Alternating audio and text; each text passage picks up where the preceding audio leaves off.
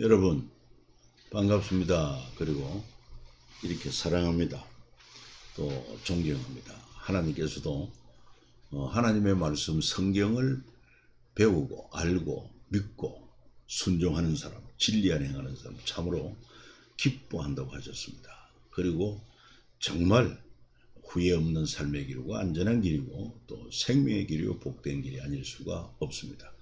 무엇보다도 우리가 패밀리 스쿨을 위한 통성경학교 과정을 하고 있는데 이미 그 중에서 통성경 길라잡이 52주 과정을 잘 마쳤고, 그리고 이제 2학기 오늘부터 시작되는 십자가 원 스토리, 그리고 하나님의 나라, 하나님의 마음, 성경 기도, 성경 전도, 성경 통도, 이렇게 6가지 테마를 묶어서 52주 동안 진행이 되는데, 그래서 앞으로 여러분들이 이 과정을 또 배우고 또 배워서 가정 성경, 패밀리 스쿨 아닙니까?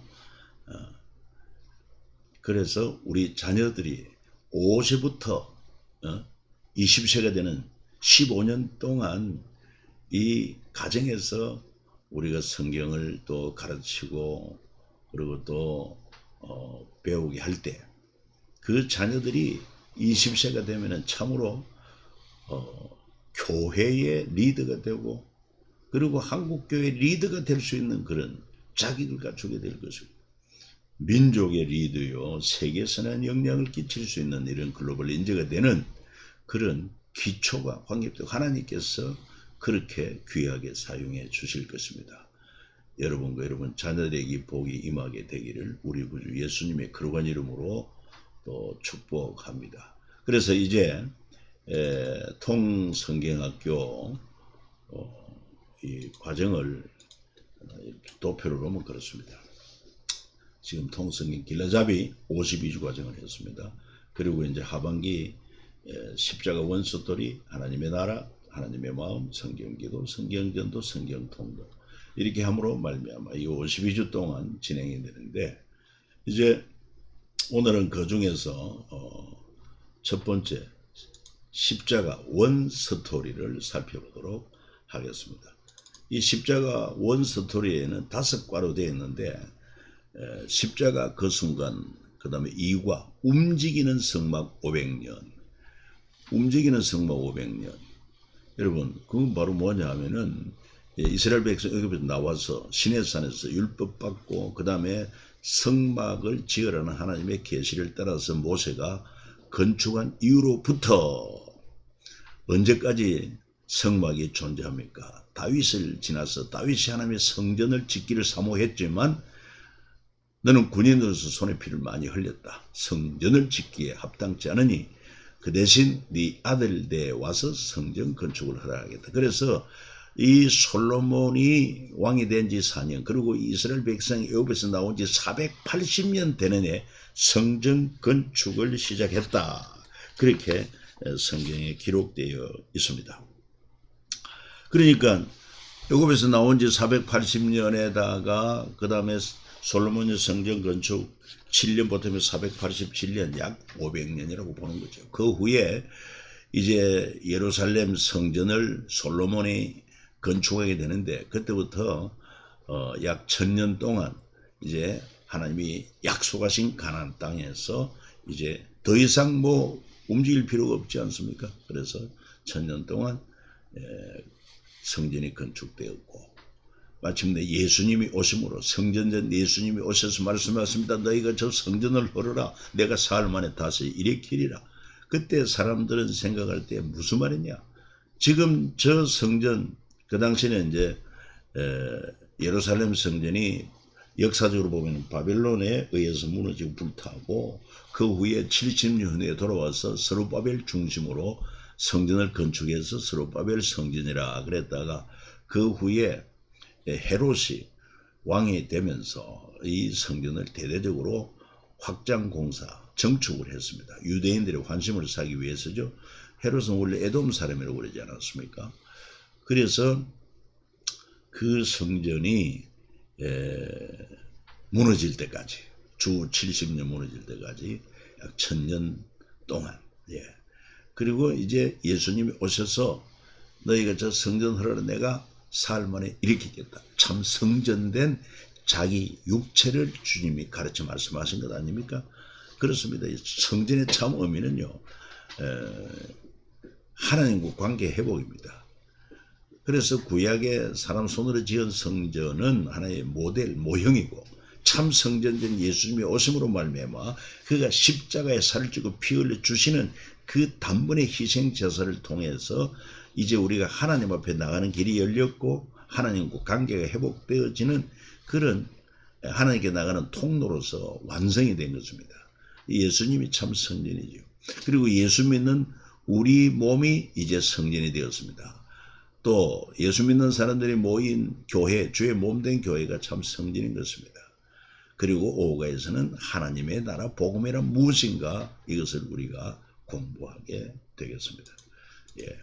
자, 그러면은 십자가 그 순간 일과의 내용도 세 가지 주제로 되어 있는데, 하나님께서 십자가 위에서 하신 말씀, 가상칠언이라고 하죠. 십자가 상에서 하신 말씀. 그 중에서 핵심 뭡니까? 다 이루었다. 예. 최고의 선언입니다. 그러면서 아울러 성전 휘장이 찢어졌는데 그 의미를 우리가 또 한번 살펴보기를 원하는 것입니다.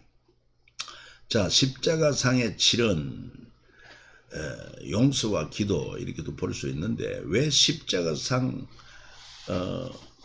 7마디가 중요하냐. 먼저 십자가라고 하는 것은요, 사형틀입니다.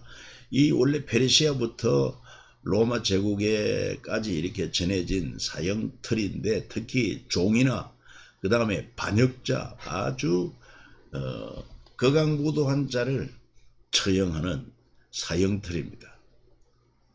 그 사형틀이 우리 죄를 대신하여 십자가에 못 박혀 죽으신 예수님으로 말미암아 그것은 정말 하나님께로 갈 수 있는 그런 길이 열리게 되었고, 그래서 손으로 짓지 않은 하늘 지성소로 이렇게도 얘기를 합니다. 그래서 십자가는 하늘 지성소에서 예수님의 7가지 사역을 하셨다 이렇게 볼 수 있는데, 자, 특별히 그 가상칠언이 왜 중요하냐. 지금 십자가에 못 박혔습니다. 우리 죄를 대신하여 주님이 십자가에 못 박혀 죽으시는 그 순간에 하잘것없는 얘기 하시겠습니까? 여러분, 그래서 사람이 죽을 때 남기는 말을 유언이라고 하지 않습니까? 유언은 법적인 효력이 있다고 할 정도로 매우 중요한 말입니다. 우리 예수님께서도 이 십자가상에서 대제사장으로서 위대한 말씀을 하시는데, 시시한 말씀이 아니죠. 매우 중요한 말씀. 첫 번째는 자기를 십자가에 못 박는 무리를 향해 아버지 저들을 사하여 주소서, 자기들이 하는 것을 알지 못함이니이다. 용서를 선포하고 있습니다. 우리 주님은 죄를 사하여 주시기 위해 십자가에 죽으신 것입니다. 그 다음에 두 번째로 한편 강도에게 내가 진실로 내게 이르노니 오늘 너도 나와 함께 낙원에 있으리라. 낙원을 선포하고 있습니다.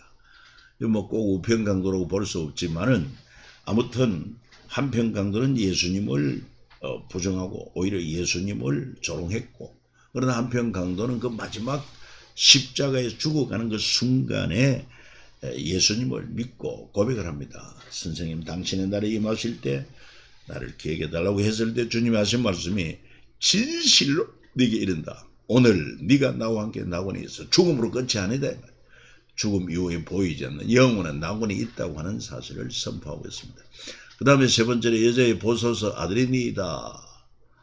그러면서 요한을 향하여 보라 네 어머니라, 이렇게 어머니를 부탁하십니다.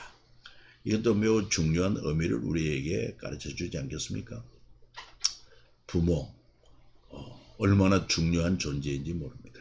그리고는 네 번째는 엘렐릴라바 사박다니, 하나님이여 어찌하여 나를 버리시나이까.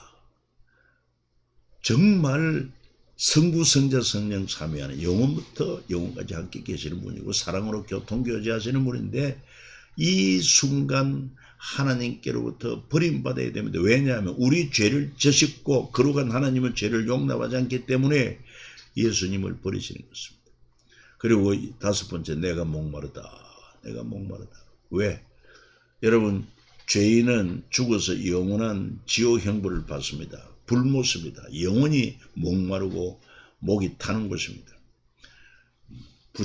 부자가 여러분 그 불못에 던져져서 그 나사로 손가락 끝에 물 한 방울만 찍어서 내일을 서늘하게 해달라고 하는 그런 영원한 목마름의 고통을, 그 죄 때문에 우리가 받아야 할 고통. 그래서 예수님이 우리 죄를 대신 짊어지고 대신 목마름을 당하신 것입니다.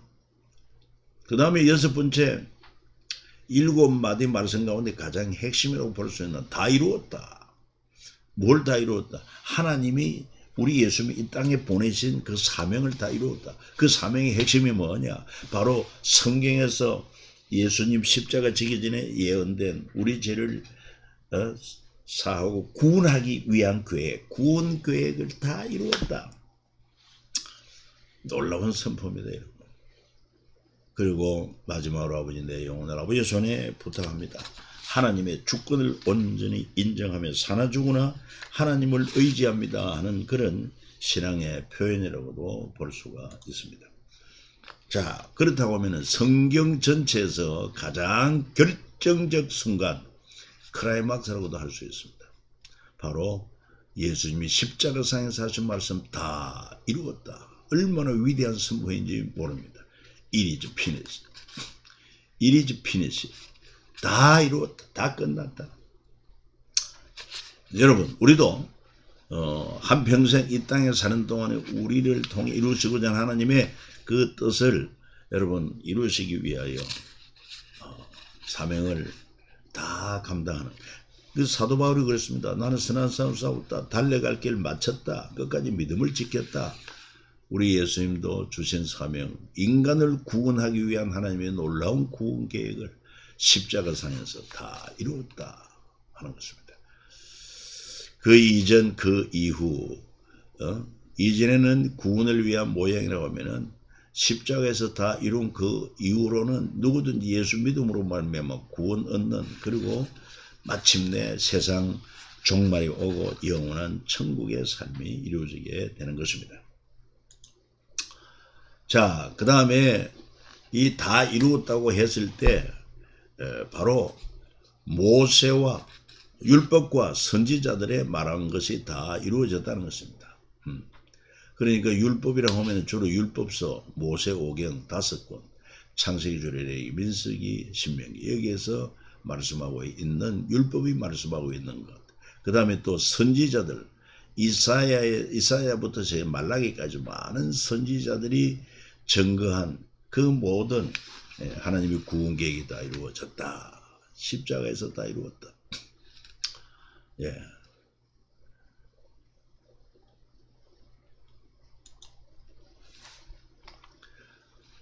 자, 그러면 그 순간, 다 이루었다고 하는 그 순간에 어떤 일이 일어났느냐? 십자가상에 못 박혀 피 흘려 죽으실 때 하나님이 죄인을 구원하시고자 하는 구원 계획이 다 이루어졌다. 그 확실한 표로서요, 성전의 휘장이 위에서부터 아래로 쫙 찢어집니다. 성전 휘장이 굉장히 두껍게 짜여져 있습니다. 사람이 손으로 찢을 수가 없습니다. 그것도 약 한 2.5m 되는 높은 곳에서 달린 그 휘장 위에서부터 아래로 찢어졌다고 하는 것은 누가 찢으셨느냐? 하나님이 찢으신 것이지요. 그래서 더 이상 이제 성소와 지성소 가로막힘이 없이 누구든지 예수 그리스도를 믿음으로 말미암아 하나님 앞에 나아가는 길이 활짝 열린 것입니다. 그래서 십자가에서 율법과 선지자를 완전케 하셨다. 그 예언들을 다 이루셨다 하는 것입니다. 폐하러 온 것이 아니라 완전하게 하려 합니다. 그리고 하나님 나라가 실현됩니다. 전에는 제사장 나라, 예수님 오시기 전까지는 제사장 나라로 제사장 중심의 그런 나라가 유지되었다고 하면 이제는 그보다 더 큰 하나님의 나라로 이렇게 시작이 된 것입니다. 그래서 우리 예수님은 이 하나님의 나라 신을 위해서 하나님의 어린 양으로 오셔서 우리 죄를 대신 지셨고 또 왕같은 대제사장으로 구약의 불완전한 대제사장처럼 아니라 완전한 대제사장이 짐승의 피가 아닌 자기 피로 하늘 성소에 들어가심으로 말미암아 단번에 영원한 속죄가 이루어지셨다는 것입니다. 그래서 대제사장이 더 이상 1년에 한 번 휘장한 지성소에 들어갈 이유가 없어진 것입니다. 왜냐하면 완성이 되기 때문에 그렇습니다. 자, 그 다음에 이제 2과 움직이는 성막 500년까지 간단하게 좀 이렇게 살펴보도록 하겠습니다. 십자가 원스토리에서 2과 움직이는 성막 500년인데 움직이는 성막이 알지요? 하나님이 주신 약속의 땅 들어가서 솔로몬 때 움직이지 않는 성전 건축할 때까지 500년 역사다. 자, 이걸 우리가 좀 더 살펴보기 위해서 모세의 갈대 상자, 하늘에서 내려온 율법, 6월절, 십계명, 그리고 또 휘장, 지성소, 성소 사이를 분리하는 휘장에 대한 의미를 살펴볼 필요가 있습니다. 모세가 갈대 상자를 이렇게 탔는데 그 이유가 뭐냐? 모세가 갈대 상자를 탄 이유가 뭐냐? 뭐 두말할 것도 없이 그 성경적 배경이 출애굽기에 잘 나와 있지 않습니까? 자, 이스라엘 백성이 애굽에 들어가서 이제 종이 되었습니다. 요셉을 알지 못하는 이제 애굽의 왕들이 일어나면서부터 히브리인들을 종으로 삼았죠. 그래서 계속 히브리인들이 번성하게 되니까 이제 애굽 정권이 위협을 느낍니다. 야, 이들이 너무 강성해지니까 우리가 위험하다. 무엇보다도 전쟁이 일어났을 때 저들이 우리의 대적이 될까 한다. 이래가지고 결국은 사내 아이는 죽이고 딸만 살리라. 이제 그런 과정이었습니다. 그러니까 모세가 태어날 때 사실은 죽어야 마땅하죠. 그럼에도 불구하고 모세는 물에서 건짐을 받게 되고 살아나게 됩니다. 누가 하신 일입니까? 하나님께서 하시는 일입니다. 그리고 아울러 나라가 없는 민족이 얼마나 불쌍한가. 나라가 매우 중요합니다. 나라. 앞으로도 계속 강조하겠습니다만은 여러분들의 나라는 어디입니까? 대한민국입니다. 저도 지난번 프랑스를 들러서 미국에서 다시 한국으로 올 때 달라스에서 한 14시간 정도 걸리는데 그저 비행기 그 타고 오면은 내비게이션 통해서 앞으로 목적지까지 몇 시간 남았는지 이렇게 늘 강구를 하지 않습니까? 제일 관심 가는 그런 대목이 바로 그것입니다. 언제쯤 인천공항에 몇 시간 남았는가? 왜 그렇게 기다립니까? 내 나라 그리고 내 집이 있기 때문에 그렇습니다. 그러나 여러분, 우리나라 우리 집은 영원하지 않습니다. 우리의 영원한 나라 천국, 영원한 내 집 새 예루살렘 참 이 영원한 나라가 있다는 거, 영원한 내 집이 있다고 하는 거 여러분 기억하시고 긍지를 가지고 소망을 가지시길 바랍니다. 그리고 애굽은 제국주의를 지향하기 때문에 그렇습니다. 종을 인간으로 취급하지도 않습니다. 압제합니다. 죽입니다. 그러나 하나님께서 이 죽을 수밖에 없는 모세를 살리고 이 모세를 통해서 종이 되었던 이스라엘 백성을 애굽에서 이끌어내시기 위한 하나님의 섭리가 있었다 하는 것을 우리가 쉽게 알 수가 있습니다. 하나님께서 그래서 모세를 건지고 그 모세를 통해서 이제 이스라엘을 민족적으로 구원해내는데 먼저 10가지 재앙인데 모세와 바로의 9차 협상. 왜냐하면 10번째는 협상이 없습니다. 바로 하나님께서 장제의 재앙으로 굴복시켜버리고 바로가 손을 들고 이스라엘 백성을 내보내기 때문에 그렇습니다. 자, 첫 번째 피, 두 번째 개구리 이, 파리, 가축의 죽음, 악성 종기, 우박, 메뚜기 허감, 그 다음에 10번째 장제의 죽음인데 피와 개구리 재앙 때는 애굽의 술사들도 마술을 하듯이 그렇게 따라 했습니다. 그러나 이 세 번째 재앙부터는 따라하지 못합니다. 그리고 여섯 번째 악성 종기는 뭐 애굽의 술사들까지도 다 이 종기로 고통을 당하게 되는 것을 알 수가 있습니다. 그래서 하나님의 종 모세의 협상 카드는 하나님의 하시는 일, 기적을 가지고 나갑니다. 그러나 바로의 협상 카드는 뭡니까? 인간이 쌓아온 그런 최고의 성과 문명을 가지고 이렇게 대적하지만 하나님의 역사를 이길 수가 없습니다. 그래서 마지막 하나님께서 이 9번째 9라운드까지는 바로가 고통을 다음에 보내주겠다 했다가 또 마음이 변하고 완악하게 됩니다. 그래서 10번째 재앙에 이르러서야 하나님께서 저들을 보내주게 되는데, 해방시키는데, 왜 그러면은 하나님께서 이렇게 복잡하게 뭐 10라운드까지 가야만 하느냐, 단번에 깨뜨리고 단번에 이스라엘 백성을 구출해낼 수, 당연히 할 수 있지요. 여러분, 이처럼 10라운드까지 이름으로 말미암아 온 이스라엘 백성이 지금 이스라엘과 함께하는, 히브리인들과 함께하는 하나님의 역사를 알게 하십니다. 애굽 전 국민들이 알게 하고, 더 나아가서 애굽 근동에 있는 사람들이 이스라엘 백성은 하나님이 함께 하신다. 이스라엘은 하나님의 백성이다. 하나님은 살아계신다. 이것들을 보이기 위하여 그렇게 하신 것을 알 수가 있습니다. 그래서 애굽의 모든 장자가 다 죽었지만은 이스라엘은 한 명도 장자가 죽지 않았습니다. 그때 장자들이 수를 헤아리니까 이스라엘에 22,273명 이렇게 나온 것도 알 수가 있죠. 자, 그래서 마지막 재앙이 이제 장자 죽임을 당하는 재앙인데, 그때 하나님께서는 그 장자의 죽음이 이스라엘에게 미치지 않도록 어떻게 하라고 그랬습니까? 너희 가족 수대로 허묻고 1년 된 수컷 어린 양을 잡아라. 그리고 그 양을 잡아 피를 우슬초에 적셔서 좌우문설주와 인방, 이 머리 위로 걸쳐져 있는 인방에 바르라. 그리고 그 밤에 양고기는 불에 구워 먹고 무교병 쓴 나물과 함께 먹고, 먹을 때 허리에 띠를 띠고 손에 지팡이를 잡고 급히 먹으라. 모두 먹고 아침까지 남은 것을 모두 불사르라 그랬습니다.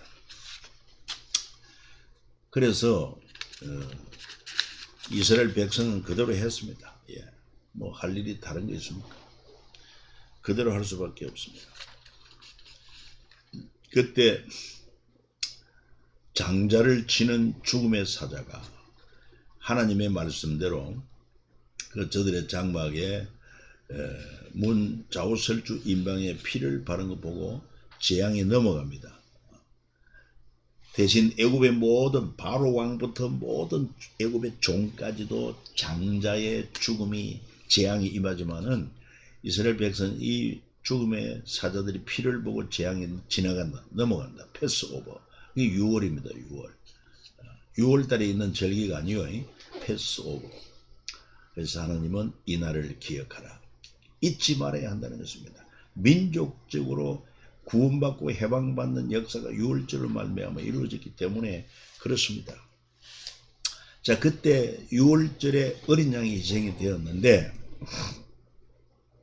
이 6월절 어린 양이 이제 짐승이 아닌 참으로 우리 죄를 대속할 어린 양 예수 그리스도가 이 땅에 오신 것입니다. 그래서 사도 요한이 예수님을 보고 뭐라고 말했습니까? 보라, 세상 죄를 지고 가는 하나님이 예배한 어린 양이로다. 그렇게 말하지 않았습니까? 그리고 우리 예수님께서 이제 최후의 만찬 자리에서, 6월절 만찬에서 뭐라고 말합니까? 한번 같이 읽어봐요. 그들이 먹을 때 예수께 떡을 가지사 축복하시고 떼어 제자들에게 주시며 이랬을 때 받아서 먹으라. 이것은 내 몸이니라 하시고, 또 잔을 가지사 감사하기도 하시고 그들에게 주시며 이랬을 때 너희가 다 이것을 마시라. 이것은 죄사함을 얻게 하려고 많은 사람을 위하여 흘리는 바 나의 피, 곧 언약의 피다. 그렇습니다. 여러분, 더 이상 어린 양 짐승이 아닙니다.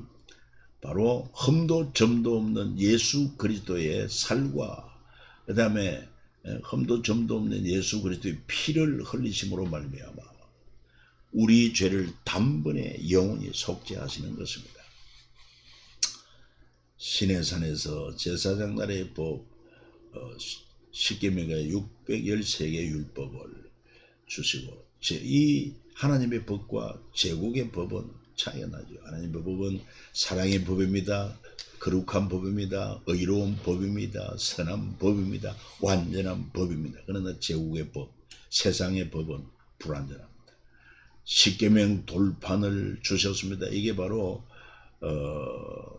이 제사장 나라에 마치 위대한 선언과 같은 것입니다. 그래서 언약궤 법궤 안에 넣게 하셨다.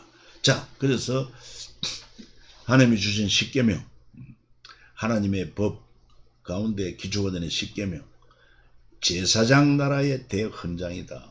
이렇게 말할 수 있습니다. 이 십계명을 준 하나님 자신을 소개할 때 나는 너를 애굽 땅 종되었던 집에서 인도하여 낸 네 하나님이 여호와라. 그렇게 말씀합니다. 그러니까 이 십계명과 율법을 주셨지만은 그 십계명 율법을 지킴으로 구원 얻는 것이 아니라 이미 구원을 해놓고 구원받은 하나님의 자녀가 되었으니 너희들은 거룩한 백성으로 하나님 나라 백성으로 나라의 거룩한 법도를 지키라. 율법을 준 것입니다. 자, 참고로 대한민국 헌법 제1조가 뭔지 아십니까? 대한민국 민주공화국이다. 대한민국의 주권은 국민에게 있고 모든 권력은 국민으로부터 나온다. 근데 이거 정치하는 사람들이 이걸 잊어버리고 이게 참 그래서 말로가 비극에 처해야 되는 참 문제입니다. 이 굉장히 중요하듯이 여러분 십계명이 우리 믿는 하나님의 사람들에게 매우 중요하다 하는 것도 기억하면 되겠습니다. 그리고 십계명 10가지 계명 여러분 아시죠? 나 외 다른 신을 네게 두지 말라. 우상 만들지 말라. 여호와 이름을 망령되게 부르지 말라. 안식일을 거룩하게 지키라. 5번째, 네 부모를 공경하라. 살인하지 말라. 가늠하지 말라. 도둑질하지 말라. 네 이웃에 대해 거짓 증거하지 말라. 네 이웃의 집을 탐내지 말라. 10가지지요. 전에도 말씀드렸습니다만은 이 가톨릭의 십계명과 우리의 십계명은 다르다. 왜? 저들은 우상을 만들지 말라. 여러가지 우상을 만드는 이거는 없어요. 그 다음에 네 이웃의 집 탐내지 말라. 그 다음에 이걸 십계명을 갈라가지고 네 이웃의 아내를 탐내지 말라. 자, 그래서 마태복음 22장에 보면 어느 율법사가 예수님에게 묻습니다. 선생님, 율법 중에 어느 계명이 가장 크지요? 했을 때 우리 주님이 답을 하십니다. 같이 읽습니다. 네 마음을 다하고 목숨을 다하고 뜻을 다하여 주 너의 하나님을 사랑하라 하셨으니 이것이 크고 첫째 되는 계명이요 둘째도 그와 같으니 내 이웃을 네 자신같이 사랑하라 하셨으니 이 두 계명이 온 율법과 선지자의 강령이니라. 뭡니까? 첫 번째는 하나님 사랑, 두 번째는 뭡니까? 이웃 사랑입니다. 그러니까 1계명에서 4계명까지는 하나님 사랑, 5계명에서 10계명 하나님 사랑. 우리가 하나님 사랑한다면 이렇게 하지 않죠. 당연히 안식일 잘 지켜줘. 물론 주의 이제 신약 시대에 와서는 우리 예수님이 십자가 죽으시고 부활하신 날 죄와 사망을 이기고 우리 구원을 완전히 이루신 그날 주의를 지키죠. 그 다음에 5계명에 10계명 이웃에 대하여 참 사랑하면은 이렇게 당연히 행하고 이렇게 하지 않습니다. 그래서 이 계명과 율법의 핵심은 사랑입니다. 그래서 사랑은 율법의 완성이다. 여러분 사랑의 가치를 우리가 알아야 되겠습니다. 자, 그래서 참고로 제국과 세상 제국과 하나님의 제사장 나라 비교를 해볼 때 제사장 한민족이 다른 민족을 지배하는 것 제국입니다. 제사장 나라는 한민족이 모든 민족을 위한 복의 통로, 하나님을 알게 하고 하나님 믿게 하는 복의 통로. 그래서 이 두 가운데 수용한 자들이 모든 민족이다. 올레이션이다. 제사장 나라의 법은 핵심은 하나님의 법이고 그래서 이걸 십계명 돌판을 언약궤에 넣어 보관하게 했고 그 언약궤는 하나님의 임재의 상징이요. 그리고 안에 있는 생명의 말씀 그리고 움직일 수 있도록 설계되었고 레이지버 고아 자손이 어깨 메고 이동하는 이런 법이 주어졌던 것을 알 수 있습니다. 자, 그러면은 성막에 대해서도 한번 살펴봅니다. 성막. 이미 전에 우리가 다 공부를 했습니다만 이게 다시 이 전체 중요한 교리를 중심으로 정리가 되는 것입니다. 성막이라고 하는 것은 거룩한 회막, 거룩한 천막이죠. 이스라엘 백성이 하나님께 제사를 드리던 이동식 성소, 거룩한 처소, 언약궤를 이곳에 두었다. 언약궤는 하나님의 임재, 그러니까 하나님이 임재한 처소이기 때문에 성소다.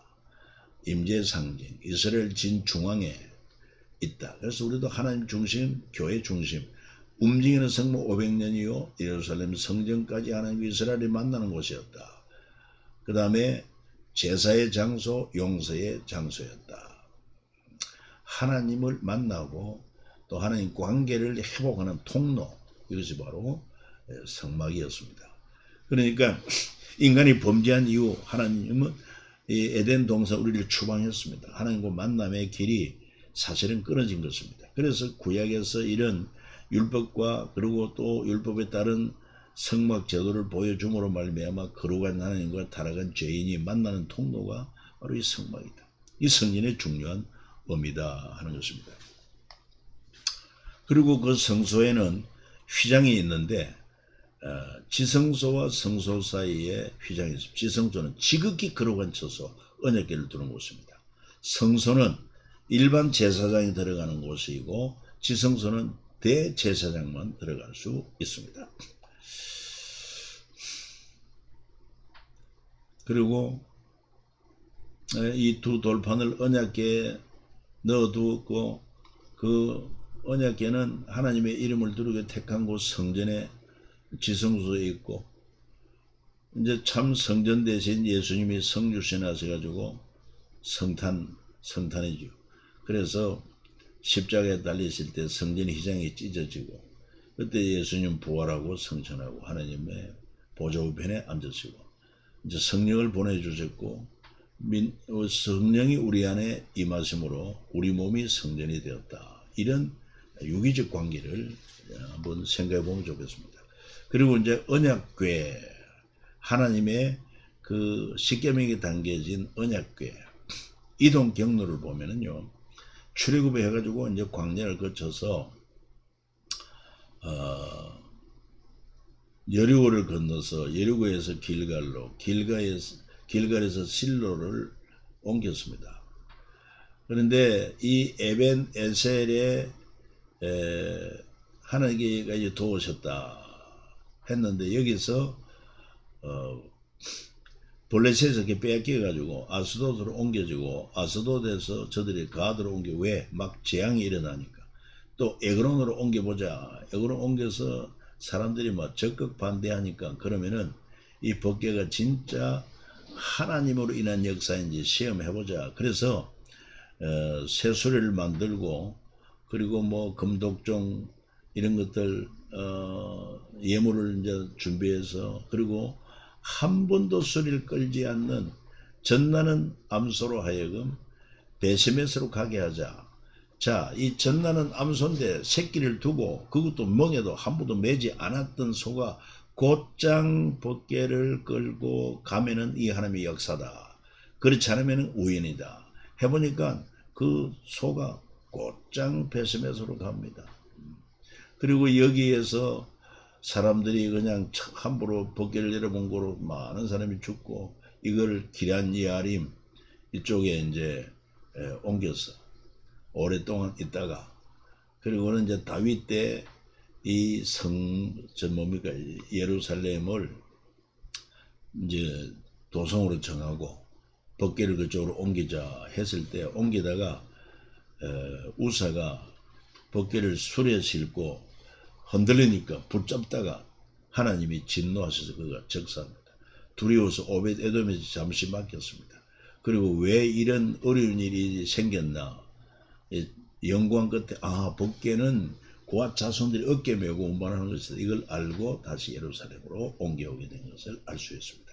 특별히 우연히 오벳 에돔의 집에 들어간 법궤로 말미암아 오벳 에돔이 그 집이 복을 받았다 그랬습니다. 왜? 이 법궤를 의미를 바로 알고 하나님 앞에서 섬기듯 했기 때문에 그렇던 것을 알 수 있습니다. 자, 그 다음에 이제 이 언약궤가 옮겨진 그런 과정을 한번 쭉 이렇게 살펴봅니다. 앞에서 이제 우리가 이 도표를 보았습니다만은 이거를 이제 잠깐 살펴보면 모세 때 언약궤 제작, 그거는 바로 언약궤는 왜 언약궤입니까? 이 지성소에 그리고 언약 궤짝을 만들어서 그 안에 하나님의 언약 10계명 기록한 돌판을 넣어라 그 말입니다.